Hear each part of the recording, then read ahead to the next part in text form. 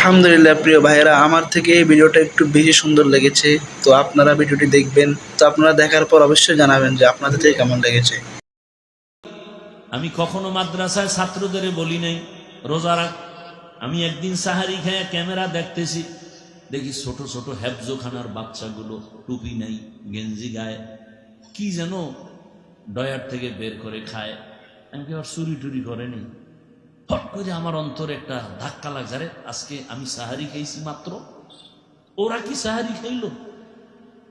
পারি না লাভ দিয়া দৌড় দিয়া মাদ্রাসায় যাই, অন্ধকার যাই নাই, ঘুম থেকে উঠিয়া জোহরের নামাজে গিয়া হুজুরদের ডাকলাম, ছাত্ররা কি রোজা রাখে?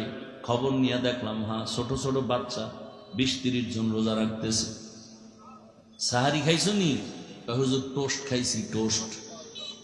কারণ বোর্ডিং থেকে আমগো ভাত দেয় না, রাত্রে কে পাকায় দিবে। পরে আমি হুজুরদের বললাম, আমার ছাত্র যতদিন রোজা রাখবে, সাহারি আপনারা দিতে না পারলে কি করার, তবে ইফতারির খরচ আমার থেকে নিবেন, ওরা যেন কষ্ট না পায়।